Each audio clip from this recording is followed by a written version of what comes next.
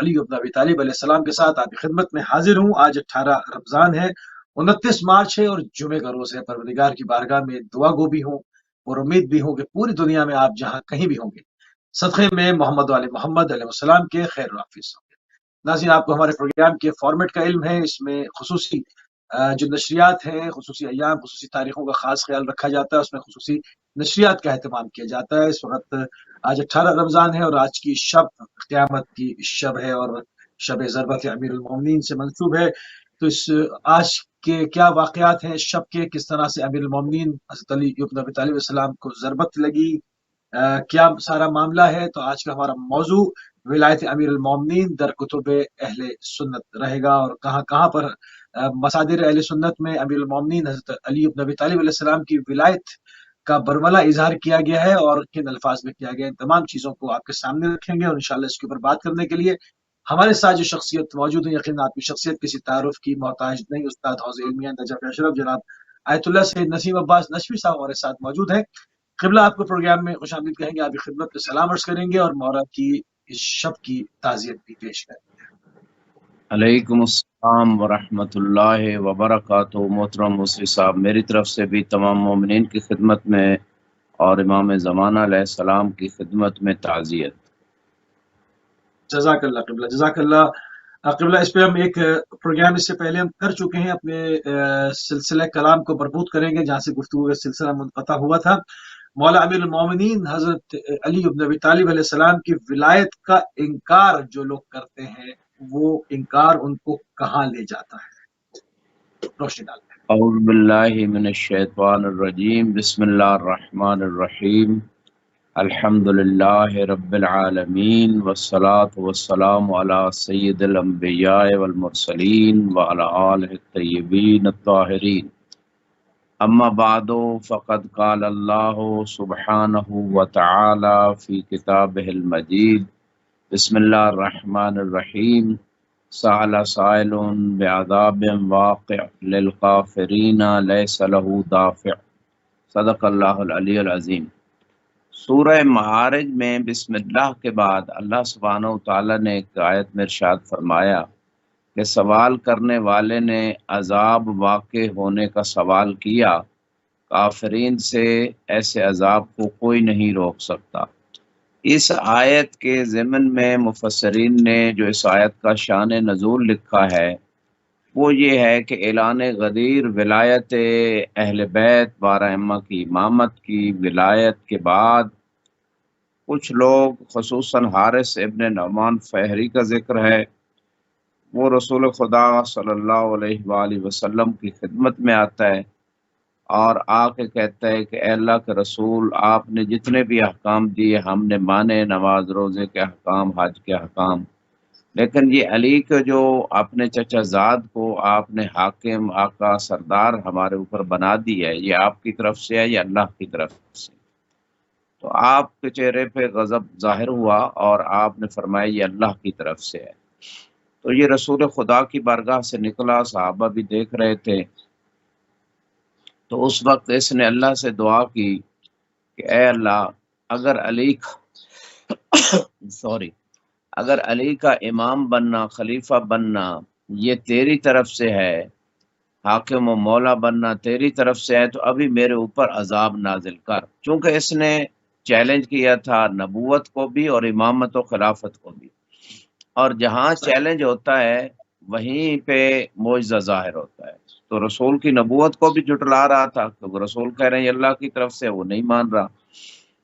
تو کوئی بھی بات، یہاں سے یہ بات بھی ثابت ہوتی ہے کہ اگر کوئی شخص رسول خدا کا کوئی حکم جو ثابت ہو یہ اللہ کے رسول کی طرف سے، اللہ کی طرف سے ہے، اس کا انکار کرنا رسالت کا بھی انکار ہے اور توحید کا بھی انکار لازم آتا ہے، جو ثابت ہو جائے۔ اسی لیے سورہ بقرہ میں یؤمنون بما انزل الیک وما انزل من قبل، کہ جو آپ سے پہلے انبیاء پہ نازل ہو اس پہ بھی ایمان رکھتے ہیں، یہ متقین لوگوں کی صفت میں سے ہے، اور جو آپ پہ نازل ہوا اس پہ بھی ایمان رکھتے ہیں۔ تو یہاں پہ موسی صاحب جب اس نے انکار رسالت کیا، انکار امامت کیا، تو اس وقت معجزہ ظاہر ہونا لازمی تھا، حالانکہ قرآن میں ہے وما کان اللہ لیعذبہم وانت فیہم، اے حبیب اللہ ان کو عذاب نہیں دے گا جب تک آپ ان کے اندر موجود ہیں۔ یہ اللہ کا قانون تھا کہ رسول خدا موجود ہیں، عذاب نہیں آئے گا امت کے اوپر، لیکن اس پہ عذاب آیا کیونکہ اس نے چیلنج کر دیا تھا، اور امامت کو، نبوت کو، اور سوال بھی عذاب کا کیا تھا۔ تو وہ یعنی چیلنج امامت و نبوت کے ثابت ہونے کے لیے یہ معجزہ ظاہر ہونا ضروری تھا۔ جو ہی اس نے دعا اس کی ختم ہوئی عذاب نازل ہونے کی، آسمان سے ایک پتھر گرا اور یہ واصل جہنم ہوا، اور خدا نے ایک قانون عام بنا دیا، سائل سائل بعذاب واقع، سوال تو عذاب واقع ہونے کا، منکر امامت اور رسالت کے منکر نے ایک ہی سوال، ایک بندے نے عذاب واقع ہونے کا سوال کیا تھا، لیکن اللہ نے قانون بنا دیا للکافرین لیس لہ دافع، کہ کوئی بھی منکر رسالت و امامت ہوگا یا منکر امامت ہوگا، اس سے کوئی بھی عذاب کو روک نہیں سکتا۔ بعض چیزیں ایسی ہوتی ہیں اس کے عمل نہ کرنے سے انسان جہنمی نہیں بنتا، لیکن اس کے انکار سے جہنمی بن جاتا ہے۔ توحید کے انکار سے جہنمی بنتا ہے، رسالت کے انکار سے جہنمی بنتا ہے، امامت کے انکار سے جہنمی بنتا ہے، جیسے یہ آیت بتا رہی ہے، اور اس میں سنی مفسرین نے بھی اس واقعے کو نقل کیا ہے۔ تو خدا نے عمومی قاعدہ بنا دیا، للکافرین جمع کا صیغہ، یعنی منکرین امامت جو بھی ہوں گے ان سے کوئی عذاب نہیں روک سکتا۔ یہ تھی آیت۔ اور اسی طرح دوسری آیت میں جو سورہ مائدہ میں غدیر کے حکم کے حوالے سے، الیوم اکملت لکم دینکم واتممت علیکم نعمتی ورضیت لکم الاسلام دینا، شیخ امینی رضوان اللہ تعالی علیہ نے اپنی کتاب الغدیر میں، اور باقی اہل سنت علماء نے بھی اس واقعہ غدیر کو لکھا، 20 سال کی محنت ہے ان کی، کئی جلدوں میں انہوں نے اس کتاب کو مرتب کیا، اور یہ حدیث متواتر ہے، من کنت مولا فہذا علی مولا، کہ جس کا آقا اور حاکم میں ہوں، اور اس کا علی آقا و حاکم، اور اسی خطبہ غدیر میں علی کی اور 12 میں کی امامت خلافت کا اعلان کیا، باقاعدہ خلفاء اور ائمہ کا ذکر ہوا ہے۔ اچھا، یہاں پہ اس آیت میں بھی اللہ نے کہا کہ آج غدیر کے دن دین مکمل ہو گیا اور نعمتیں تمام ہوئی، اور اللہ اسلام سے ایز اے دین راضی ہو گیا۔ اب یہاں پہ اس آیت کے بعد ایک آیت ہے الیوم یئس الذین کفروا، کہ آج یعنی وہی غدیر والے دن لوگ مایوس ہو گئے جنہوں نے انکار امامت کیا تھا دل سے، ظاہراً تو سب سے بیعت لے لی تھی رسول خدا نے، السلام علیکم یا امیر المومنین کہہ کے سب سے بیعت لی تھی، لیکن جو لوگ دل میں نفاق چھپائے ہوئے بیٹھے تھے، علی اور 12 ائمہ کی امامت کے منکر تھے، ان لوگوں کے بارے میں اللہ فرما رہا ہے اسی آیت میں، یعنی اسی آیت کے ضمن میں آگے آیت آ رہی ہے الیوم یئس الذین کفروا، یعنی وہی غدیر کے دن کچھ لوگ جو ہے نا منکرین امامت جو ہے نا وہ مایوس ہو گئے تھے، کیونکہ پہلے ان کے دل میں تھا رسول چلے جائیں گے، دین ختم ہو جائے گا۔ جب رسول خدا نے 12 ائمہ کی امامت و خلافت کا اعلان کر دیا تو وہ مایوس ہو گئے کہ یہ تو سلسلہ آگے چل رہا ہے، اور ہر زمانے میں ایک سلسلہ ہے۔ یہاں پہ اہل سنت مصادر کی کچھ روایتیں بھی آپ کی خدمت میں پیش کر دیتا ہوں، اور وہ روایتیں یہ ہیں کہ سیوطی نے، بہت مشہور عالم دین ہے، انہوں نے ایک حدیث نقل کی ہے، اور اس حدیث میں رسول خدا صلی اللہ علیہ وآلہ وسلم سے جابر سے روایت ہے، جابر نے عمر ابن خطاب سے روایت کی، اور وہ کہ عمر ابن خطاب نے کہا کہ کنت اجفو علین فلاقین النبی قال آذیتنی یا عمر، کہ میں علی سے جفا رکھتا تھا اور مجھ سے رسول خدا ملے تو انہوں نے مجھے فرمایا اے عمر تو مجھے اذیت دیتا ہے، قلت بأی شیء یا رسول اللہ، میں نے کہا، عمر کہتا ہے کہ میں نے کہا کس چیز سے میں آپ کو اللہ کا رسول اذیت دیتا ہوں، قال النبی تجفو علین،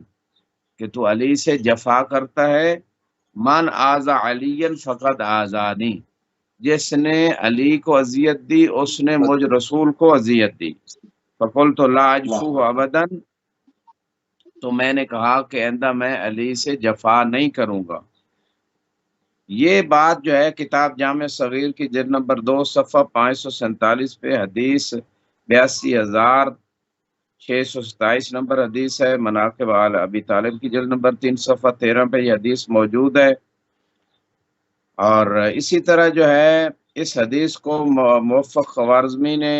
اپنی کتاب المناقب صفحہ 136 پہ حدیث 154 میں یہ اس کو ذکر کیا ہے۔ اچھا، یہ جو حدیث ہے کہ میں علی کو اذیت نہیں دوں گا، جفا نہیں کروں گا، لیکن علی سے جفا ہوئی،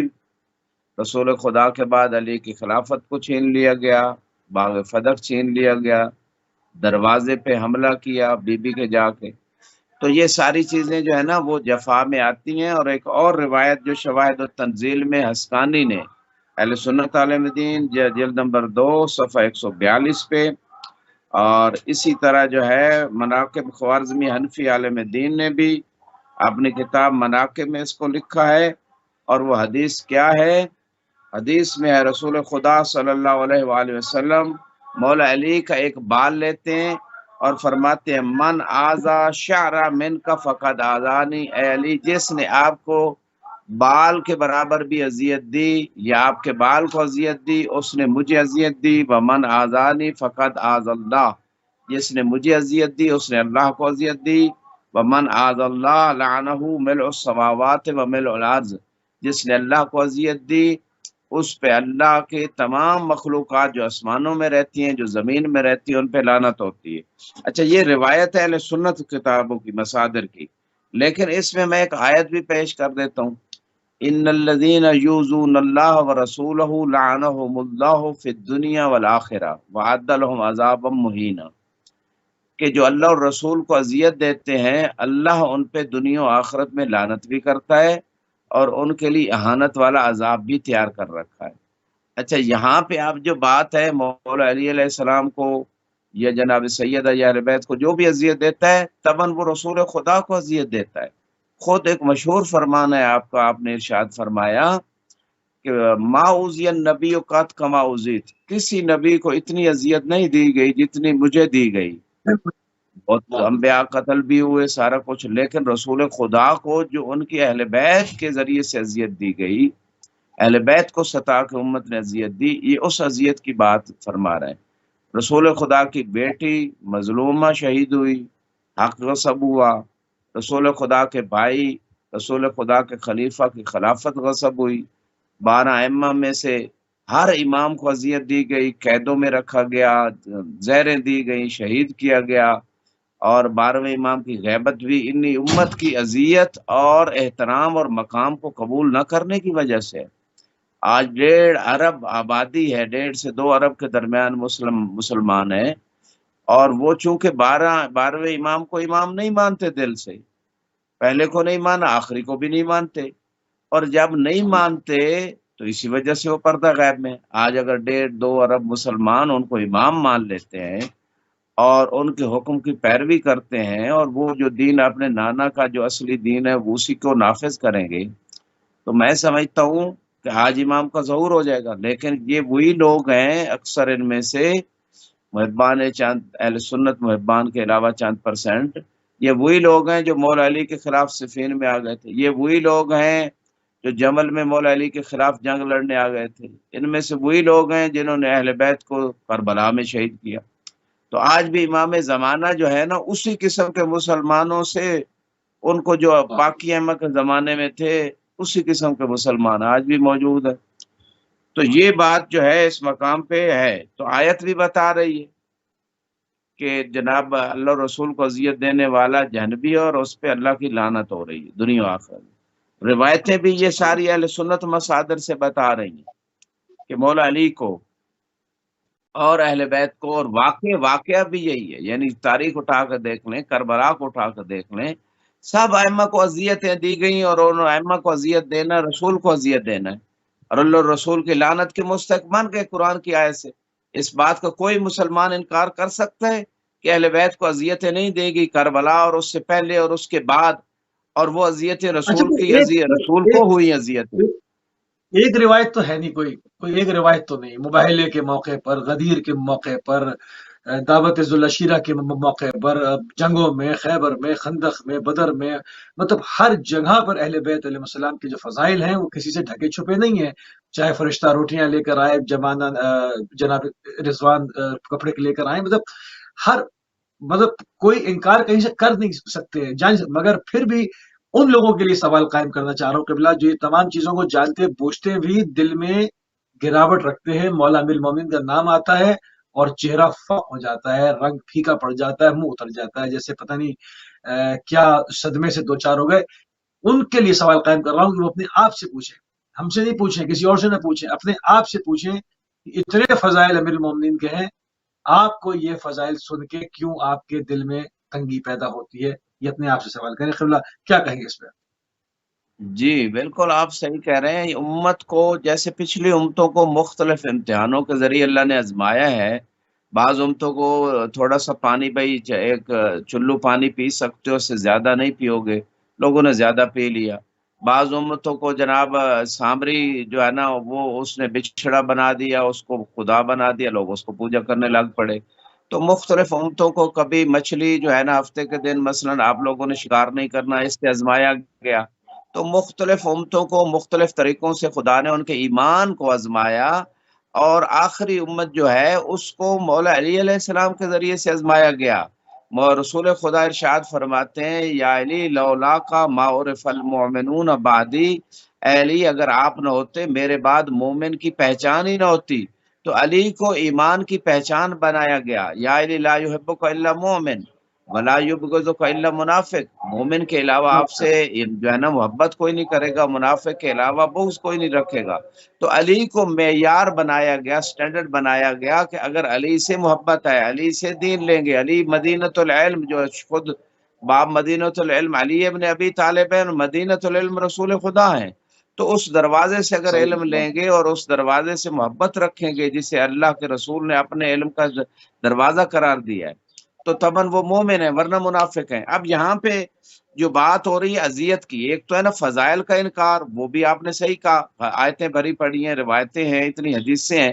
اس کا بھی انکار۔ اور دوسری طرف یہ ہے کہ اذیت فقط انکار نہیں، موسی صاحب یہ اگلا مرحلہ ہے۔ یعنی بعض اوقات ایک شخصیت کے جو ہے نا فضائل اور میرٹس اور خوبیوں کا بندہ انکار کر دیتا ہے، لیکن اسے اذیت نہیں دیتا، اس کی انسالٹ نہیں کرتا، اس کی اہانت نہیں کرتا، یہ ایک اگلا سٹیپ ہے۔ امت نے اس سے آگے بڑھ کے، اور آج تک وہی حالت ہے امت کی، اکثر امت کی، یعنی یہ حالت ہے کہ صرف فضائل کا انکار نہیں بلکہ ان کی انسالٹ، ان کو اذیت اور ان کو قبول نہ کرنا۔ مولا امام زین العابدین نے شام کے دربار میں شام کے یعنی خطبوں میں یہ فرمایا تھا کہ ہماری مودت اور محبت کا حکم اللہ نے قرآن میں دیا ہے، قل لا اسألکم علیہ اجرا الا المودۃ فی القربى۔ اگر امت کو ہم سے دشمنی رکھنے کا حکم ہوتا تو جتنی دشمنی وہ کیا امت نے کہتے ہیں؟ ہم سے کی ہے اس سے زیادہ نہیں ہو سکتی تھی، یعنی اس سے بڑھ کے کیا ہو سکتی ہے کہ بچوں کو ذبح کر دیا، اہل بیت کو ذبح کر دیا، پیاسا رکھا، ان کے مستورات کی چادریں اتار لی، ان کو قید کر کے بازاروں میں پھرایا گیا، یعنی اس سے بڑھ کر کیا انسلٹ ہو سکتی ہے؟ کیا وہ کر سکتے تھے؟ یعنی وہ امام جو زین العابدین اس زمانے میں فرما رہے تھے، آج بھی امت کی وہی حالت ہے، یعنی قبول کرنے کے لیے تیار نہیں، ان کو اذیت دے رہے ہیں، رسول خدا کو اذیت دے رہے ہیں، یعنی یہ چاہتے ہیں کہ رسول خدا راضی ہو جائے، ہم عاشق رسول ہے، تو عاشق ہیں تو جن سے رسول عشق رکھتے ہیں، محبت رکھتے ہیں، ان سے محبت کیوں نہیں؟ ان کے فضائل کے اقرار کیوں نہیں؟ ان کو امام کیوں نہیں مان رہا؟ ان کو خلیفہ، رسول خلیفے بنا رہے ہیں اچھا کب تک اپنی اہل کب بیت تک کو، وہ کہہ کب رہے ہیں تک نہیں ہم رسول کے کب بنائے خلیفوں کو نہیں، یہ کون سا عشق ہے؟ جی موسی صاحب انٹرنیٹ آپ کا کچھ دور کہنا ہے، چاہ رہے ہیں؟ انٹرنیٹ کا دور ہے، آخر کب تک بے وقوف بنایا جائے گا؟ کب تک منابر سے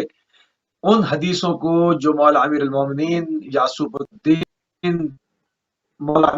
حضرت علی علیہ السلام کی شان میں نازل ہوئی، دوسروں پر کب تک فٹ کیا جائے گا، جو کہ پوری جشتی بھی نہیں، معلوم ہو جاتا ہے کہ ان کے یہ خصائص و فضائل نہیں ہیں۔ آخر کب تک اس کو جو ہے وہ اسی طرح سے کھینچا جائے گا؟ اب چیزیں برملا ہو گئی ہیں، اب سوال اٹھنا شروع ہو گئے، اب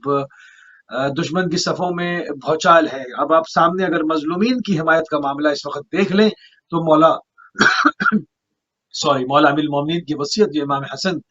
مجتبی علیہ السلام کو اب شبہ ہیں، اس میں تو یقیناً اس پر ضرور بات ہوگی، اور کہ کون للظالم خصما وللمظلوم عونا، کہ ظالم کے سے نفرت اور مظلوم کی حمایت کا آپ نے جو ہے وصیت فرمائی۔ تو آپ دیکھ لیں اس وقت عالم تشیع کو دیکھ لیں، وہ نہیں دیکھتے کہ شیعہ کون ہے، سنی کون ہے، مسلمان کون ہے، غیر مسلم کون ہے، مظلوم ہے اس کی تشیع حمایت کرتا ہے، जालिम है, चाहे वो अपनी सफ़ों में से कोई बरामद हो जाए, शायद ईरान की जैसा उसको पलट देता है। तो ये एक तशय्यो का इम्तियाज़ है। तो अब यहाँ पर अगर सामने से आप देखें तो दूध का दूध और पानी का पानी सामने है। अब कब तक बताते रहेंगे कि फलां काफ़िर और फलां ये, हकीकत का बयान होना चाहिए। मौला अमीरुल मोमिनीन चौथे खलीफा है, बस वो किस तरह से, क्योंकि गदीर में तो डिवाइन अथॉरिटी अल्लाह की जानिब से मुकर्रर किया गया। रसूलुल्लाह ने बार बार कहा कि मैं आज दिन मुकम्मल हुआ, ये आयत आई और ये सब के सामने जो है वो, और बखीन बखीन कहकर मुबारकबादें भी दी गई। फिर खिलाफत और इमामत में आखिर क्या फर्क है जो चौथे पर खिलाफत के लिए मंसूब किया जाता है, इसमें रोशनी डालते जी बिल्कुल, इसमें एक बात खुद मौला की तरफ मंसूब है, मन लम यकुल इन्नी राबिउल खुलफा फअलैहि लानतुल्लाह, कि जो मुझे चौथा खलीफा नहीं मानता उस पर अल्लाह की लानत है। अब लोग हैरान हो गए कि ये क्या बात है, इमाम से पूछा गया तो इमाम ने कुरान की आयतों की रूह से जवाब दिया। मैं अहले सुन्नत मसादिर भी जिक्र करूंगा इंशाअल्लाह, और तशय्यो के मसादिर में अयून अखबार रज़ा में भी है और बाज़ किताबों में, तफसीर बुरहान में भी लिखा सैयद हाशिम बारानी ने। तो आपने फिर कुरान से दलीलें पेश की कि कैसे मैं चौथा खलीफा हूँ। कहा सबसे पहले खलीफा आदम है। अल्लाह ने कुरान में आदम अलैहिस्सलाम के बारे में फरमाया, इन्नी जाइलुन फिल अर्ज़ खलीफा, कि मैं ज़मीन में खलीफा बनाने वाला हूँ। तो पहले खलीफा आदम है। और दूसरे खलीफा कुरान में दाऊद अलैहिस्सलाम को कहा गया, या हैं। दाऊद इन्ना जलना का खलीफतन फिल अर्ज़, कि ए दाऊद हमने आपको ज़मीन में खलीफा बनाया है। और तीसरे खलीफा जनाब हारून मूसा अलैहिस्सलाम, वखलुफ़नी फ़ी कौमी, कि ए जो है ना हारून, मेरी कौम में आप मेरे खलीफा है। यानी तबन अल्लाह के हुक्म से है, क्योंकि दूसरे मकाम पे मूसा अलैहिस्सलाम ने जनाब हारून को अल्लाह से अपना वजीर और जानशीन माना था। वजअलनी वजीरन मिन अहली हारून अखी, कि मेरे खानदान से मेरे भाई हारून को मेरा वजीर बनाइए, ये कुरान में है। तो अल्लाह से मांगा था, अल्लाह ने ही हारून अलैहिस्सलाम को जनाब मूसा का खलीफा और वजीर बनाया था। और यहाँ दूसरी आयत में भी जनाब मूसा अल्लाह के हुक्म से हारून को जो है ना वो खलीफा बना के गए थे, जब तूर पे अल्लाह से मुलाकात के लिए 40 दिन के लिए गए। तो ये तीसरे खलीफा कुरान में जिनका जिक्र है। तो चौथे खलीफा मौला अमीरुल मोमिनीन है। फरमाया मैं चौथा खलीफा हूँ, यानी जो अल्लाह ने खुलफा कुरान में जिस तरह जिक्र किए हैं उनमें से चौथा मैं हूँ। तो ये तो बात इस एतबार से है। और इसी तरह रसूल खुदा के सामने भी एक मर्तबा एक अजीम शख्सियत जो है ना वो सामने आती है, और वो आके मौला अली को कहती है, अस्सलाम वालेका या राबि अल खुलफा, मेरा सलाम हो चौथे खलीफा पे। तो वो शख्सियत जब चली जाती है तो जो है ना रसूल खुदा फरमाते हैं ये सारी आयतें कि आदम पहले खलीफा, दाऊद अलैहिस्सलाम दूसरे, हारून तीसरे, और आप मेरे खलीफा हैं, चौथे खलीफा हैं। और फरमाया कि ये जो सलाम चौथा खलीफा कह के आपको कर रहे थे, ये जनाब खिज़र अलैहिस्सलाम थे। और उसमें लंबी हदीस है कि आप मेरे खलीफा भी हैं, वजीर भी हैं, तो वसी भी हैं, भाई भी हैं, ये सारी चीजें। तो ये एक तो मुख्तसर सा बयान अहले तशय्यो के मसादर में। अब आते हैं तसन्नुन के मसादर में, कौन सी जगह पे इस बात को जिक्र किया है। सबसे पहले तो इन्नी जाइलुन फिल अर्ज़ खलीफा, इस आयत के ज़िमन में ये सारी बात मौजूद है। और इसमें जिन उलमा ने इस बात का तज़किरा किया है वो कौन है। शवाहिद तंजील में अल्लामा हाकिम हस्कानी जो हैं हनफी आलिम दीन, जिल्द नंबर 1 सफ़ा 97 पे हदीस नंबर 114 है। और इसी तरह अस्सिरातुल मुस्तकीम किताब है, जिल्द नंबर 3 सफ़ा 98 पे। बिहारुल अनवार में भी तशय्यो के मसादर में तफसीर फरात कूफी है, आयत नंबर 102 103 में, काफ़ी जिल्द नंबर 1 सफ़ा 193 पे। इसमें ये सारी बात जो अभी अर्ज करने जा रहा हूँ कि आदम पहले खलीफा है, कुरान में मौजूद है। और दाऊद अलैहिस्सलाम को दूसरा खलीफा कहा गया, या दाऊद इन्ना जालना का खलीफतन फिल अर्ज, ये सूरह स्वाद की 26 नंबर आयत है। ए दाऊद हम आपको जमीन में खलीफा बनाने वाले हैं। और उसके बाद हारून का तबन तज़किरा होता है और फिर मौला अली का तज़किरा। फरमाया कुरान में जो अल्लाह सुब्हानहू तआला ने یہ ارشاد فرمایا لا یستخلفنہم فی الارض، کہ وہ ضرور زمین میں خلیفہ بنائے گا ان کو، کما استخلف الذین من قبلہم، جس طرح اللہ نے ان سے پہلے لوگوں کو خلیفہ بنایا ہے۔ اس آیت کے اللہ ضمن میں یہ حاکم حسقانی اور بعض اہل سنت علماء کہتے ہیں کہ اس آیت کے ضمن میں مراد علی ابن ابی طالب ہیں، اور چونکہ جمع کا صیغہ یقیناً باقی ائمہ بھی اس سے مراد ہیں۔ تو یقیناً یعنی اہل سنت علماء نے بھی جو 12 ائمہ کا کو خلفائی اثنا عشر کی حدیثیں لے لیں، یا جو ہے جو تختی جنت سے آئی تھی جنابی المدت والے نے وہ 12 نام لکھے ہیں 12 ائمہ کے، جس پہ 12 ائمہ کے نام لکھے ہوئے تھے، تو یہ بہت ساری احادیث اور بہت ساری روایات، بہت ساری آیات، بہت سارے اہل سنت کے مصادر سے یہ بات قطعی طور پہ ثابت ہوتی ہے کہ جو 12 امام ہیں، جو 12 خلیفے ہیں رسول خدا کے، وہ یہی ہیں، پہلے امام صلی علی اور آخری مہدی جل اللہ تعالیٰ فرج الشریف ہیں۔ اللہ جی موسوی صاحب۔ سبحان اللہ قبلہ۔ اچھا، صحیح مسلم کے اندر حدیث ثقلین کس طرح سے بیان ہوئی ہے، کس اسلوب کے ساتھ، اس پہ روشنی ڈال۔ جی اس میں ایک بہت مہم نقطہ ہے موسی صاحب، یعنی وہ حدیث ثقلین جو اہل سنت کے معتبر مصادر کے اندر موجود ہے، اس کو چھپایا جاتا ہے، بیان نہیں کیا جاتا۔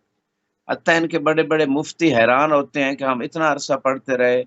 لیکن ہمیں اس حدیث کی طرف متوجہ نہیں کیا جاتا، اور بس اس کے برعکس ایک اور حدیث پیش کی جاتی ہے، انی تارکون فیکم الثقلین کتاب اللہ و سنتی، اللہ کی کتاب اور میری سنت، بس یہ 2 چیزیں وہ کہتے ہیں۔ اچھا، اس میں یہ ثقلین میں اطرت والی جو بات آئی ہے اہل سنت مصادر میں، اس کو ذکر نہیں کرتا۔ اچھا، اگر ایک تنزلاً مان بھی لیں کہ سنت کا لفظ بھی آیا ہے اور اہل بیت کا ذکر بھی آیا ہے، اطرت کا بھی ذکر، دونوں حدیث سے آئی ہیں، تو سنت میں بھی تو جگہ جگہ دعوت ذوالعشیرہ کو دیکھ لیں، وانذر عشیرتک الاقربین، اس میں بھی مولا علی کو کہا خلیفتی، جو رسول کا قول ہے، جو فعل ہے، وہ سنت ہے کہ یا علی انت خلیفتی و وزیری، تو وہاں بھی خلیفہ سبحان کہا، انت اللہ۔ منی بے منزلت ہارون میں موسیٰ، تبوک کے لیے گئے مدینے میں، جیسے جناب ہارون پیچھے قوم میں جناب موسیٰ ہارون کو خلیفہ بنا کے گئے تھے، رسول خدا جب تبوک پہ گئے تو علی کو مدینے میں خلیفہ بنا کے گئے، ہجرت پہ گئے تو علی کو اپنے بستر پہ سلا کے خلیفہ بنا کے گئے۔ تو یہ یعنی ساری باتیں جو ہیں اس مقام پہ وہ یہ بتا رہی ہیں کہ سنت رسول بھی اگر لیں تو پھر بھی اہل بیت ہیں، جب آپ چادر تطہیر کے نیچے اہل بیت ہیں، جب مباہلہ میں گئے اہل بیت ہیں، پائتن پاک ہیں، تو جگہ جگہ تو پھر وہی قرآن اور اہل بیت ہی سامنے آ رہے ہیں، سنت بھی لیتے ہیں، قول رسول میں بھی یہی ہے، حدیث غدیر پہ بھی وہی 12 ائمہ کی امامت کا اعلان، خلفائی اثنا عشر بھی وہی 12 ائمہ کی خلافت کا اعلان، تو سنت بھی لیں تو پھر بھی بات تو وہی اہل بیت پہ آتی، سنت بھی یہی کہہ رہی کہ ان سے اہل بیت سے متمسک ہو جائیں۔ تو یہاں پہ جو روایت ہے آپ صحیح مسلم میں جلد نمبر 400 حدیث نمبر 1873 ہے، یہ صفحہ 1873 ہے، اور دوسری جلد طبع اخرى میں 7 ہے، حدیث نمبر 2408 ہے، صفحہ 122 ہے، کتاب فضائل الصحابہ میں، یہ پہلی کتاب ہے۔ میں اس پہلی کتاب کا پھر باقی کتابوں کو بھی حوالے دیتا ہوں، پہلے حدیث پڑھ لیتا ہوں کہ حدیث ثقلین ہے کیا۔ جابر ابن عبداللہ انصاری اور ابی سعید خدری نے کہا کہ ہم نے رسول خدا کو دیکھا یوم عرفہ، فرما رہے تھے یا ایھا الناس انی ترکت فیکم، کہ میں تمہارے درمیان کچھ چھوڑ کے جا رہا ہوں، ما ان اخذتم بہی لن تضلوا، اگر اس چیز کو لے لو گے میرے بعد گمراہ نہیں ہوگے، کتاب اللہ و اطرتی اہل بیتی، ایک اللہ کی کتاب ہے، دوسری میری اطرت اہل بیت ہے، کتاب اللہ طرف بید اللہ عز وجل و طرف بیدیکم، اللہ کتاب ایک طرف اللہ کی طرف سے اور دوسری طرف آپ کے ہاتھوں میں ہے، فاستمسکوا بہ ولا تضلوا، کتاب سے اللہ کے قرآن سے متمسک رہنا، اس کے احکام پہ عمل کرتے رہنا، گمراہ نہیں ہوگے۔ والآخر اطرتی، دوسری چیز میری اطرت ہے، وَإِنَّ اللطیف الخبیر، کچھ لوگ اہل بیت کے اندر اور لوگوں کو شامل کرنے کی کوشش کرتے ہیں، لیکن جو حدیث قصہ ہے جو چادر کے نیچے آئے وہی اہل بیت ہے، اہل سنت مصادر نے بھی لکھا، اور جن کی رشتہ داری جناب سیدہ سے ہے وہ اہل بیت ہے، اللہ نے بھی ایسے ہی تعارف کروایا، لہٰذا وہ اس میں ڈنڈی نہیں مار سکتے جو ہے۔ وَإِنَّ لطیف الخبیر نبعنی انہما لن یفترقا حتی یارد علی الحوض۔ رسول خدا فرماتے ہیں کہ اللہ نے مجھے خبر دی ہے کہ قرآن اور اہل بیت ایک دوسرے سے جدا نہیں ہوں گے یہاں تک کہ حوض کوثر پہ آ جائیں۔ وَسَأَلْتُ ذَلِكَ لَهُمَا رَبِّي، اور یہ میں نے اپنے رب سے سوال کیا تھا قرآن اور اہل بیت کے بارے میں۔ فَلَا تَتَقَدَّمُوهُمَا فَتُحْلَقُوا، ان دونوں سے آگے نہ بڑھنا، نہ قرآن سے نہ اہل بیت سے، یعنی ان کے حکم سے آگے خود اپنی طرف سے دین بنانے کی کوشش نہ کرنا ورنہ ہلاک ہو جاؤ گے۔ وَلَا تُقَصِّرُوا عَنْهُمَا فَتُهْلَكُوا اور فَتَهْلَكُوا، کہ ان دونوں کے حق میں کوتاہی بھی نہ کرنا، مقصر نہ بن جانا، یعنی نہ قرآن میں کے حکم پہ عمل پیرا ہونے میں کوتاہی کرنا، نہ اہل بیت کے حکم پہ عمل پیرا ہونے میں کوتاہی کرنا ورنہ ہلاک ہو جاؤ گے۔ وَلَا تُعَلِّمُوهُمْ فَإِنَّهُمْ أَعْلَمُ مِنْكُمْ، اہل بیت کو سکھانے کی کوشش نہ کرنا، وہ آپ سے زیادہ جانتے ہیں۔ یہ بات فقط صحیح مسلم میں نہیں بلکہ صحیح ترمذی میں بھی موجود ہے، جلد نمبر 5 صفحہ 329، حدیث نمبر 3876، مناقب اہل بیت میں جو سنن ترمذی میں ہے۔ صحیح نسائی کی جلد نمبر 5 صفحہ نمبر 130 ہے، حدیث نمبر 8464 ہے۔ فضائل صحابہ کی بات میں یہ حدیث جو ابھی میں نے پڑھی ہے یہ موجود ہے۔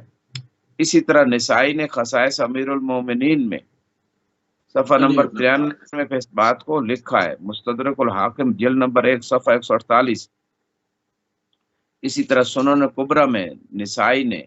5 نمبر جلد صفحہ 51 حدیث نمبر 8175 میں، تفسیر السالوی جلد نمبر 9 صفحہ 186، اور اسی طرح جو ہے اور جو مختلف کتابوں میں مسند ابی سعید خدری اس نے بھی اس بات کو ذکر کیا۔ مسند احمد بن حنبل جلد نمبر 1 صفحہ 17 پہ، جلد نمبر 3 صفحہ 59، جلد نمبر 3 صفحہ 148، جلد نمبر 5 صفحہ 492،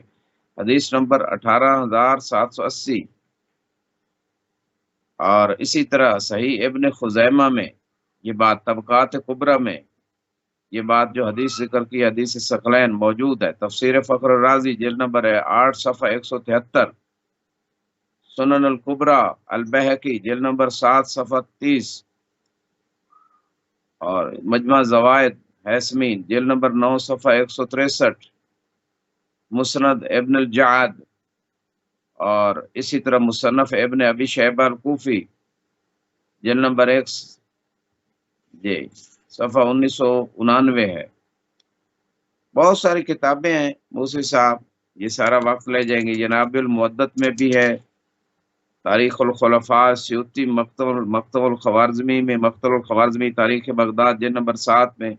صفحہ 377 پہ، مشکات میں بھی بات ہے۔ موجم الکبیر طبرانی نے جلد نمبر 5 صفحہ 186 پہ، جامع الاصول ابن اسیر کی، سوائق مرقع ابن حجر بڑی معروف کتاب ہے۔ یہ اتنی اہل سنت کی مشہور و معتبر کتابیں، معتبر ان کے علماء، انہوں نے حدیث ثقلین کو لکھا ہے، اس کے باوجود نہ عوام کو بتایا جاتا ہے، نہ مولوی صاحبان جو ان کے مذاہب کے ہیں وہ بتاتے ہیں۔ تو یہ بات جو رسول خدا فرما رہے ہیں کہ ہلاک ہو جاؤ گے، ہلاکت والی بات کیوں نہیں بتائی جاتی؟ اگر اہل بیت سے متمسک نہیں ہوگے قرآن کے ساتھ اور ان سے آگے بڑھو گے یا ان کو سکھانے کی کوشش کرو گے تو ہلاک ہو جاؤ گے۔ جی مصری صاحب۔ جزاک اللہ، جزاک اللہ۔ حدیث ثقلین کے بعد 12 خلفاء والی حدیث کون سی کتابوں کے اندر ہے؟ کیونکہ پورے ائمہ اثنا عشر کے نام رسول کریم صلی اللہ علیہ وآلہ وسلم نے بیان کیے، پھر اس کے مقابلے میں امت نے بنائے، پھر وہ مروان، یزید اور ناجاجن، اور اس کے بعد پھر سلسلہ ہی منقطع ہو گیا اور آج تک نہیں پتا کہ وہ کب وہ 12 پورے کر کے پیش کریں گے۔ ہمیں بھی انتظار ہے کہ وہ 12 دیکھیں کہ کون ہے۔ بہرحال رسول اللہ نے جو 12 خلفاء اپنے بیان کیے وہ کن کتابوں کے اندر ہے؟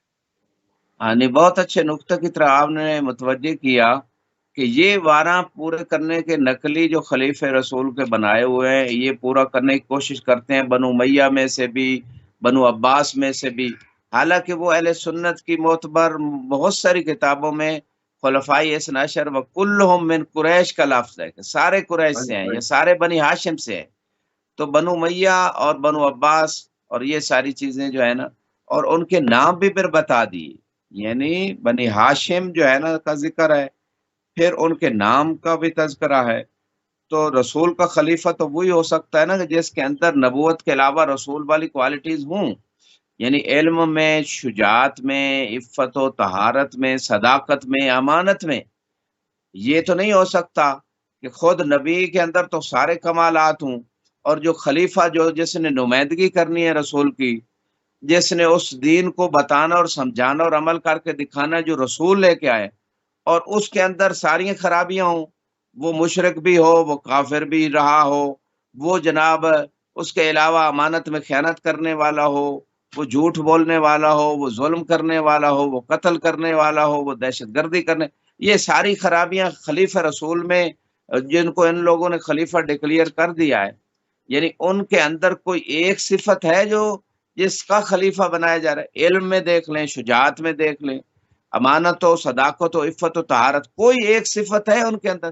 بھائی آج دنیا میں جج کا خلیفہ جج بنتا ہے، ٹھیک ہے، ڈاکٹر کا خلیفہ ڈاکٹر بنتا ہے، پروفیسر کی جگہ پروفیسر لیتا ہے۔ یہ تو نہیں ہو سکتا پروفیسر کی جگہ جاہل کو بٹھا دیں، ڈاکٹر کی جگہ کسی جو ہے نا جڈ آدمی کو بٹھا دیں،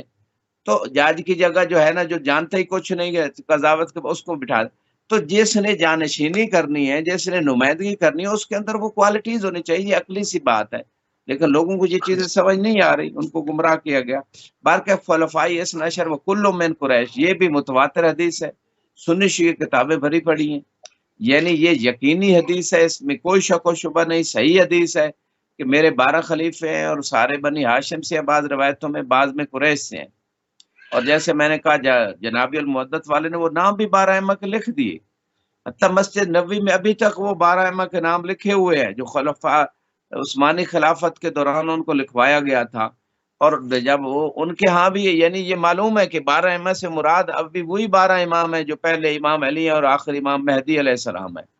تو جو سلام وہ اللہ۔ معلوم بھی ہیں پھر بھی ماننے کے لیے تیار نہیں۔ تو یہ روایت جو پہلی سنن بخاری میں جلد نمبر 8 صفحہ 127 پہ، مسند احمد بن حنبل میں جلد نمبر 5 صفحہ 93 پہ، سنن ترمذی جلد نمبر 3 صفحہ 340، یہ روایت جو پڑھنے جا رہا ہوں جابر ابن سمرہ سے، رسول خدا نے حجت الوداع پہ عرفات کے مقام پر ارشاد فرمایا تھا، یکون اثنا عشر امیرن کلہم من قریش، 12 امیر ہوں گے سارے قریش۔ امیر سے مراد ہوتا ہے جس کا امر چلے، جس کا حکم چلے اور ہمیشہ چلے، اور وہی حاکم ہے۔ امیر عام امیر سے یہی مراد ہے یہاں عربی میں۔ تو اور دوسرے مقام پہ قرآن میں بھی ہے، یا ایھا الذین آمنوا اطیعوا اللہ و اطیعوا الرسول و اولی الامر منکم، کہ اللہ کی اطاعت کرو، رسول کی، اور اول الامر یعنی جن کو اللہ نے امر دیا ہے، جن کے ہاتھ میں حکومت اور حاکم اور امیر جن کو اللہ نے بنایا، اور وہ 12 ائمہ ہیں، تو ان کی اطاعت کا حکم ہے۔ تو قرآن بھی یہ بات کہہ رہے، اور ویسی اطاعت ہے جیسے رسول کی اطاعت ہے، اطیعوا اللہ و اطیعوا الرسول و اولی الامر۔ اولی الامر میں پھر تیسری مرتبہ اطیعوا کا لفظ نہیں آیا، یعنی جس طرح رسول کی اطاعت مکمل ہے ہر حالت میں ہے، اسی طرح اولی الامر کی اطاعت ہے۔ یہ خود آیت ہی بتا رہی ہے کہ وہ اسی طرح رسول کی صفات رکھتا ہے نبوت کے علاوہ، علم میں، عفت و طہارت میں، صداقت و امانت میں، ساری کمالات، ورنہ مکمل اطاعت کیسے ہو سکتی ہے ایسے حاکم کی جو بولا کہ جو جو ظالم ہو، جو جاہل ہو، جو غیر معصوم ہو، اس کی اطاعت کا اللہ کیسے؟ ایک طرف خدا نظام دے رہے اعدلوا عدالت کرو، دوسری طرف ظالم کی اطاعت کا حکم دے رہے، یہ تو تناقض ہو جائے گا۔ تو عقل سے کام اگر لوگ لیں تو قرآن کی آیت ہی سمجھا رہی کہ اول الامر جن کا امر چلے گا، جن کا حکم چلے گا، وہ وہی ایسے ہو سکتے ہیں کہ جن کے نہیں، عقل پاس سے کام رسول کیسے؟ خدا کی صفات ہو۔ جی مصر صاحب۔ عقل سے کام کیسے؟ عقل سے کام کیسے؟ خدا نے تو خود قرآن میں کہا کہ کچھ لوگ ہیں جو ہدایت سے منہ بوڑ کے چلتے ہیں اور ان کو ہمار کہا گیا، ان کو گدھے سے تشبیہ دی گئی۔ تو عقل تو وہاں ہے جہاں اہل بیت کا ذکر ہے، جہاں اہل بیت کو مائنس کیا جائے گا وہاں عقل خود رخصت ہو جائے گی خدا حافظ کر کے۔ تو بات تو یہ ہے۔ اب بات اگر ہم کریں جو معرفت اہل بیت علیہ السلام کے حوالے سے ہے کہ بغیر معرفت اہل بیت کے موت جاہلیت کی موت پر ہوگی، اسلام پر موت نہیں ہوگی۔ رسول اللہ نے خود اس کو بیان کیا۔ یہ ایسا نہیں ہے کہ مطلب کہ اس کو فور گرانٹیڈ لیا جائے کہ ہاں ٹھیک ہے، نہیں ٹھیک نہیں ہے، رسول اللہ کا فرمان ہے، جو ہے وہ ہے اور جو انہوں نے کہا وہ ہو کے رہے گا، اس میں کوئی دو باتیں نہیں ہوں گی۔ تو جہاں پر امام کے بغیر موت جو ہے وہ جاہلیت کی موت کی گئی۔ اب اگر ہم دیکھتے ہیں اس وقت سامنے سوسائٹی میں دیکھتے ہیں تو امام شناسی پہ ائمہ کے معرفت کے اوپر مطلب لوگوں کو منابر سے بتایا جاتا ہی نہیں، اس نام سے دور رکھا جاتا ہے، ادھر سے دور رکھا جاتا ہے، ان کے قریب نہ جانے پائیں۔ اور 12 ائمہ اثنا عشر کا رسول اللہ ذکر کر رہے ہیں، اور ان گروہوں کے لیے بھی جو اہل بیت سے ہٹ گئے اور ان کے یہاں 50 ائمہ اور ہو گئے، وہ بھی اس چیز کا جواب دیں اور اپنے لوگوں کو بتائیں کہ یہاں پر ائمہ اثنا عشر کا ذکر ہے، صرف 12 کا ذکر ہے، 13ویں کا ذکر نہیں ہے۔ تو پھر 40، 45 اور 50 کی لائن کیسی؟ قبلہ اس پہ بھی روشنی ڈالنا ہے۔ ہاں جی، بڑی اچھی بات کی آپ نے مفتی صاحب۔ وہ ایک قرآن میں ایک آیت ہے، لو کننا نسمع و نعقل ما کننا فی اصحاب السعیر، جنت جانے والے کہیں گے کہ کاش ہم سنتے اور سمجھتے، عقل کرتے، آج ہم جہنمی نہ ہوتے۔ تو غدیر پہ بھی سن کے سمجھا نہیں، اس کے بعد بھی مسلسل ان کو بتایا جا رہا ہے، ہر زمانے میں سنتے نہیں ہیں، سمجھتے نہیں ہیں، تو جہنمی تو پھر بنیں گے، قرآن یہ کہہ رہا ہے۔ اچھا، یہاں جو آپ نے بات کی کہ بڑی خوبصورت بات کی کہ یہاں پہ 12 ائمہ، 12 امیر، 12 خلفاء کا ذکر ہے اور نام بھی بتا دی اللہ کے رسول نے۔ تو پھر یہ جو 53 امام اور یہ کیا چکر ہے؟ یہ تو پھر اپنی طرف سے بنائے جا رہے ہیں نا۔ مقصد ہے اہل سنت میں بھی انہوں نے بھی جب اس حدیث کو لیا، 12 سے زیادہ انہوں نے نہیں وہ کوشش کی کہ یہ بھی امام ہے، یہ بھی امام ہے، اگرچہ انہوں نے جیلی 12 بنا لیا اپنی طرف سے، یعنی لیکن انہوں نے 12 سے آگے تجاوز نہیں کیا۔ لیکن ایک فرقہ ہے جو 6 ائمہ کو تو مان رہا ہے، باقی اپنی طرف سے بنا رہا ہے، 53 کہاں تک لے گئے؟ تو وہ 53 کا تو ذکر ہی نہیں ہے، 12 کا ذکر ہے۔ تو وہ روز قیامت تک ہے 12، اور 12ویں پردہ غیب میں ہیں۔ اور وہ جو حدیث موسی صاحب پیش کی جاتی ہے کہ جس کے گردن پہ کسی امام کی بیعت نہیں ہوگی، تو وہ جو ہے نا، وہ اس کی نہ نماز قبول ہے، نہ روزہ، کوئی عمل قبول نہیں۔ تو اس زمانے میں 12ویں امام کی، سب ائمہ کی بیعت اور ان کی امامت کا اقرار ہی ان کی بیعت ہے۔ تو اس زمانے میں 12ویں ائمہ کی، 12واں امام جو امام مہدی علیہ السلام ہے، ان کی امامت کا اقرار اور ان کی بیعت کا اقرار ہے۔ تو ان کی امامت کا اقرار ہی ان کی بیعت ہے۔ تو یہ کوئی بھی ایسا شیعہ جو اس ناشری امامی شیعہ ہے، کوئی بھی ایسا نہیں ہے جس کی گردن پہ 12ویں امام کی جو ہے نا امامت کی بیعت نہ ہو۔ سب 12ویں امام کو امام مانتے ہیں اور اس کے حکم کو اپنے اوپر لازمی سمجھتے ہیں۔ اچھا، یہاں پہ یہ بات جو ہے، اس روایت سے کوئی یہ نہ لے کہ بھائی موجودہ کوئی ظاہر اسی طرح موجود ہو، 53 نمبر امام، 50 نمبر امام، اس کی بیعت کرنی ہے۔ اس حدیث سے یہ بات بالکل سمجھ نہیں آتی، بلکہ اس حدیث سے مراد یہ ہے کہ جو آپ کے زمانے کا امام ہے، اس کی امامت کا آپ اقرار کریں، اس کی بیعت، یعنی بیعت کا مطلب ہوتا ہے اس کا حکم میرے تمام جان و مال ہر چیز پہ چلے گا، جو اس کا حکم ہوگا اس کو میں مانوں گا، یہ معنی ہے بیعت کا۔ اور یہاں پہ جو ہے کچھ لوگوں نے، ہاں، غیبت کبریٰ کے زمانے میں حجت جو یعنی اللہ نے اہل بیت کو حجت قرار دیا، 12 ائمہ کو مخلوق کے اوپر حجت قرار دیا، اور 12 ائمہ نے اپنے جو نمائندے تھے علماء فقہا، ان کو حجت قرار دیا۔ ہر زمانے میں ائمہ نے ایسا کیا، ان فقہا کی تعین کیا، ان کی طرف رجوع کا حکم دیا، اور ان سے فرمایا فتویٰ دو۔ غیبت کبریٰ میں بھی امام زمانہ علیہ السلام نے ایک نظام دیا ہے، اما الحوادث الواقعہ فارجعوا فیہا الی رواۃ حدیثنا فانہم حجتی علیکم وانا حجت اللہ، کہ غیبت کے زمانے میں نئے نئے مسائل میں بھی جیسے پرانے مسائل میں آپ رجوع کرتے ہو، اسی طرح نئے مسائل میں بھی رجوع کرو، یعنی پلٹو ان کی طرف جاؤ، ان سے پوچھو، وہ راوی حدیث جو ہماری روایتوں سے، ہمارے دیے ہوئے قوانین و قواعد کلیہ سے آئندہ کے مسائل کا حل دیں۔ اور وہ راوی سے مراد یعنی فقہا، ایسا راوی جو سمجھتا ہو حدیث سے آئندہ مسئلے کا حل، ورنہ آئندہ مسئلے کا حل فقط راوی کیسے دے گا جس کے پاس فقط روایت تو ہے لیکن نئے مسئلے کا حل کے لیے اس کے پاس روایت نہیں ہے۔ لیکن قانون اگر ہوگا اور اس قانون کو قاعدہ کلیہ سے، امام کے دیے ہوئے سے، وہ آئندہ کے مسئلے کا حل دے گا، تو اس سے مراد وہ راوی جو فقیہ ہو، سمجھتا ہو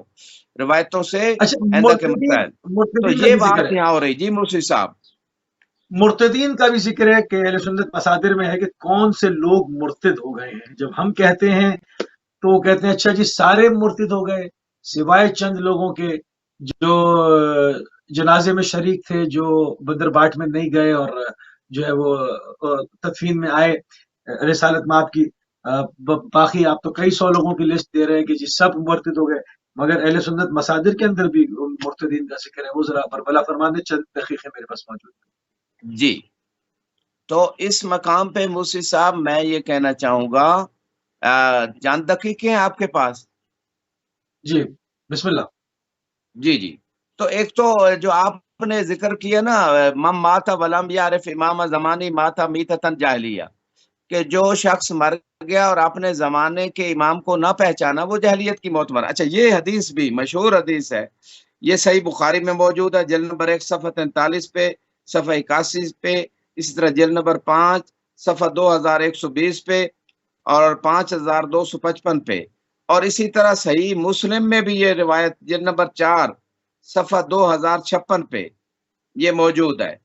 اور جلد نمبر 6 میں بھی تو صحیح مسلم میں موجود ہے، سنن ابن ماجہ جلد نمبر 2 1343 نمبر صفحہ پہ، مسند ابی داؤد میں موجود ہے، مسند احمد بن حنبل میں جلد نمبر 4 صفحہ 96 پہ، اور اسی طرح ہماری کتابوں میں کافی میں اور بعض کتابوں میں۔ تو یہ اتنی مشہور حدیث، اتنی معتبر اہل سنت کی کتابوں اور تشیع کے مصادر میں، کہ جو اپنے زمانے کے امام کو نہیں پہچانا وہ جہلیت کی موت مر گیا، اور قرآن کہہ رہا ہے یوم ندعو کل اناس بامامہم، کہ ہم ہر شخص کو اس کے امام کے ساتھ بلائیں گے۔ تو زمانے کا امام ہر زمان، یا علی انت ہادی لکل قوم، جیسے قرآن نے بھی کہا انت منذر ولکل قوم ہادن، اے حبیب آپ ڈرانے والے اور ہر قوم کے لیے ہم نے ایک ہادی مقرر کیا ہے۔ یا علی انا منذر وانت الہادی، رسول خدا نے فرمایا میں منذر ہوں اور آپ ہادی ہیں، ہر زمانے کے لیے ایک ہادی ہے، ہر زمانے کے لیے ایک امام ہے۔ تو لوگوں نے ان تمام چیزوں کو اگنور کر دیا، کتابوں میں موجود ہونے کے باوجود، اور لوگوں کو نہیں بتایا گیا اور وہ چیزیں نہیں سمجھائی گئیں، کیونکہ حکومتیں اہل بیت کی ضد میں رہی ہمیشہ، انہوں نے ان چیزوں کو چھپایا ہمیشہ، اور ابھی تک یہ دور آ رہا ہے۔ چلو پچھلا زمانہ ظالم حکومتوں کا تھا، اب تو وہ زمانہ نہیں ہے، لیکن اس کے باوجود ایسا ہی کیا جا رہا ہے، چھپایا جا رہا ہے۔ اچھا، یہاں پہ ایک موسی صاحب سنن کبریٰ نسائی نے 5 نمبر جلد صفحہ 113 پہ ایک حدیث لکھی ہے، رسول خدا نے فرمایا انت یا علی انت وسیع فی اہلی و خلیفتی فی امتی، میرے اہل میں بھی آپ وسیع ہیں اور میری امت میں آپ خلیفہ ہیں۔ اس بات کو بہت سارے علماء اہل سنت نے لکھا، لسان المیزان میں ابن حجر نے لکھا، میزان الاعتدال میں ذہبی نے لکھا، اسی طرح مناقب علی ابن ابی طالب جو اہل سنت مست کتاب ہے، ابو بکر بن مردوے نے لکھا،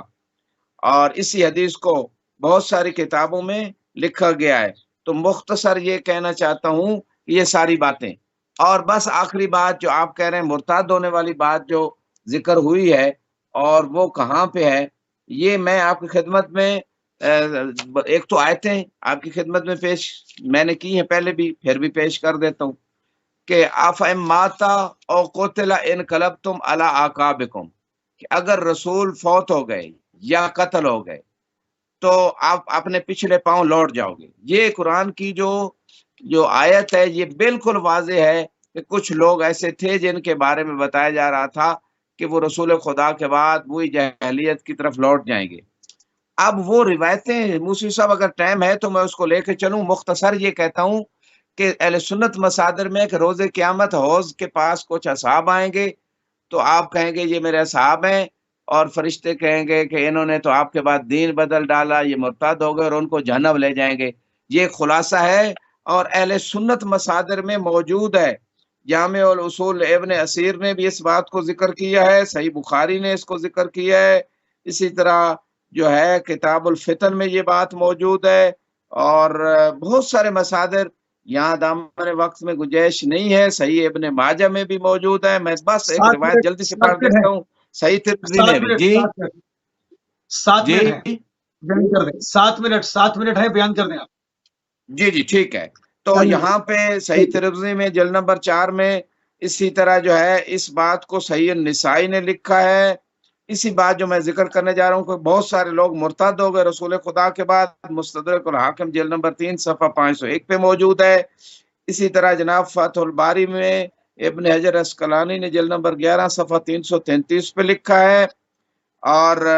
جو ہے نا جامع الاصول جلد نمبر 11 صفحہ 121 پہ یہ بات موجود ہے۔ اب میں پڑھنے جا رہا ہوں وہ ہے کیا، وہ ہے یہ کہ اس میں یوم القیامہ رسول خدا فرماتے ہیں یرد علی یوم القیامہ راحت من اصحابی او من امتی، کہ میرے اصحاب میں سے، میرے امت میں سے کچھ لوگ میرے پاس آئیں گے روز قیامت، فیحلعون عن الحوض، ان کو حوض کوثر سے پیچھے ہٹا دیا جائے گا، فقول یا رب اصحابی، تو میں کہوں گا پروردگار میرے اصحاب ہیں، فیقول انہ لا علم لک بما احدثوا بعدک، اے میرے حبیب انہوں نے آپ کے بعد بہت ساری بدعتیں ایجاد کی ہیں، دین کو بدل دیا ہے۔ انہم ارتدوا علی ادبارہم القہقرہ، یہ پچھلے پاؤں لوٹ گئے تھے۔ تو یہ بات جو حدیث میں ہے، صحیح بخاری، صحیح مسلم، بہت ساری کتابوں کے جو میں حوالے عرض کر چکا ہوں اہل سنت کے، وہی بات قرآن میں، انقلبتم علی اعقابکم، رسول کے فوت ہونے کے بعد تم پچھلے پاؤں جاہلیت کے کفر و شرک کی طرف لوٹ جاؤ گے۔ یہ بات یہاں حدیث میں بھی ہے اور قرآن میں بھی ہے۔ اور پھر اس کے بعد بخاری نے ایک اور بات بھی لکھی ہے، رسول خدا صلی اللہ علیہ وآلہ وسلم حوض کے پاس کھڑے ہوں گے، ایک گروہ کو لایا جائے گا اور وہ گروہ جو ہے اس کو جہنم لے جا رہے ہوں گے، الی النار۔ تو میں کہوں گا یہ کیوں جہنم جا رہے ہیں؟ تو مجھے جواب دیا جائے گا یا رسول اللہ کو، انہم ارتدوا علی ادبارہم القہقرہ، کہ یہ آپ کے بعد پچھلے پاؤں لوٹ گئے، دین کو چھوڑ دیا، مرتد ہو گئے۔ پھر ایک اور گروہ کو لایا جائے گا، پھر وہی بات، ان کو جہنم لے جا رہے ہوں گے۔ میں پوچھوں گا کیوں جہنم لے جا رہے ہیں؟ تو وہی بات، انہم ارتدوا علی ادبارہم، پہلے تو ان میں سے بہت قلیل جو ہے وہ بچ پائیں گے، باقی جو ہے نا اکثر، الا حمل النعم، یعنی عمل النعم کا مطلب یہ ہے کہ میرے اصحاب میں سے تھوڑے سے لوگ، یہ حدیث کے جملے ہیں، تھوڑے سے لوگ بچیں گے میرے اصحاب میں سے، باقی صاحب جہنم کی طرف لے جائے جائیں گے۔ یہ حدیث صحیح بخاری، صحیح مسلم میں، اور قرآن کی آیت بھی یہی بات بیان کر رہی ہے۔ پہلے تو یہ مختصر سا جو ہے نا اہل سنت مصادر میں بات ہے موسی صاحب، اور ہمارے ائمہ نے باقاعدہ اس کو بیان کیا کہ رسول خدا کے بعد ارتدو الا ثلاثہ و اربع، 3 4 کے علاوہ جو ہے، یہ بات ہمارے ائمہ نے بھی بیان کی جو اہل سنت کے آخر اندر موجود ہے، 3 4 آخری کے 3 علاوہ منٹ وہ باقی مرتد ہو گئے۔ اور رسول خدا نے جو آخری وقت میں جو ہے نا قلم اور کاغذ مانگا تھا، یعنی اس زمانے میں جس پہ لکھا جاتا تھا، ایتونی بقلم وقطف حتی اکتب لکم کتابا لن تضلوا من بعد ابدا، تاکہ لکھ دوں تاکہ میرے کاغذ بعد و قلم، گمراہ نہ ہو جاؤ۔ پتہ تھا کاغذ و قلم۔ منافقین کو کہ وہی پھر اہل بیت کی بات ہوگی اور قرآن کی بات ہوگی۔ اور یہ دیکھیں جواب سے پتہ چل رہا ہے، حسبنا کتاب اللہ، جواب سے پتہ چل رہا ہے کہ پتہ تھا یہ کہ کن ساتھ صاحب نے اہل کہا؟ بیت کا ذکر ہونا ہے، کہا نہیں یہ قرآن کن کافی صاحب ہے، نے جو کہا؟ کہ پیچھے بتا یہ چکے کن تھے صاحب نے کہا؟ ثقلین یعنی قرآن اور اہل بیت۔ یہ تو یہاں پہ کن پھر وہ صاحب نے کہا دیا کہا؟ کہ نہیں قرآن کافی ہے، اہل بیت کی ضرورت نہیں، نہیں ہے، لیکن غدیر پہ کس اعلان نے کر کہا؟ چکے تھے۔ جی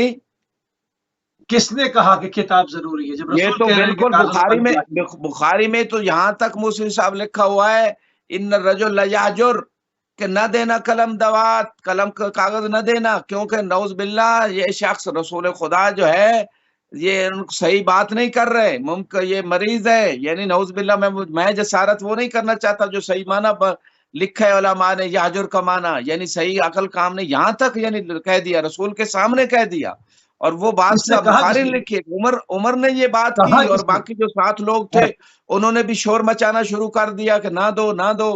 تو پھر جو ہے وہ ان کو پتا تھا کہ یہی پھر علی کا ذکر، پھر اہل بیت کا ذکر قرآن کے ساتھ ہونا ہے کہ ان سے متمسک، ان کے حکم کو ماننا، یہ حاکم ہے، یہ خلیفہ ہے، اسی بات کا تو انہوں نے پلان جو اور رسول خدا نے فرمایا قوموا انی، چلے جاؤ میری بارگاہ سے، اور جسے رسالت آپ نے دربار سے اٹھا دے وہ کہاں کا رہ گیا۔ اور وہ جو لشکر رسول خدا نے آخری وقت میں بھیجا تھا اسامہ کی قیادت میں، کہ جو اس سے لشکر سے پیچھے ہٹے گا اس پہ لعنت ہے۔ ہاں، جن لوگوں کو خود رسول خدا نے اپنے پاس رکھا تھا، اس کے علاوہ جو پیچھے ہٹا اس لشکر، اس پہ تو لعنت ہو گئی۔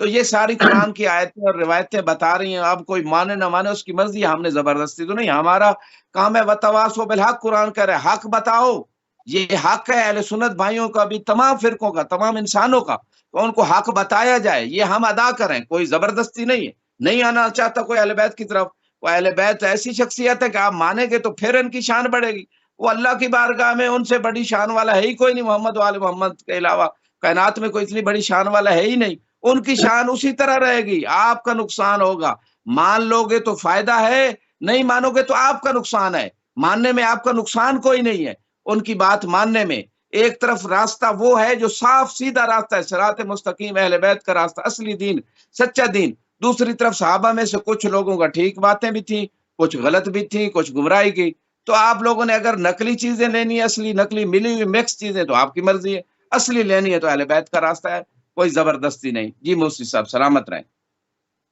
جزاک اللہ قبلہ، جزاک اللہ، انتہائی مشکور ہیں اور انتہائی ممنون ہیں کہ آپ نے ایک مرتبہ پھر اپنی شدید مصروفیت کے باوجود اہل بیت ٹی وی کو اپنا قیمتی ٹائم دیا۔ ہمارا موضوع ولایت امیر المومنین یعصب الدین حضرت علی بن ابی طالب علیہ السلام در کتب اہل سنت، تمام اسلامی بڑے بڑے جو مصادر ہیں اس میں کہاں کہاں پر مولا امیر المومنین کی ولایت کا تذکرہ کن الفاظوں کے ساتھ ہے اور کن جملات کے کن کلمات کے ساتھ ہے، اس میں سے کچھ مختصراً اپنے وقت میں رہتے ہوئے کوشش کی کہ آپ کی خدمت میں، آپ کے محضر میں جو ہے وہ آپ کی خدمت عالیہ میں پیش کیا جائے، اور اسی کے ساتھ ہمارے پروگرام کا ٹائم تمام ہو گیا۔ جاتے جاتے ان تمام ناظرین کو جنہوں نے ہمیں ابھی جوائن کیا، ایک مرتبہ پھر آج کی شب کا قرصہ پیش کریں گے۔ آج کی شب قیامت کی شب، شربت ضربت امیر المومنین علیہ السلام کی شب ہے، تو ایک مرتبہ پھر تمام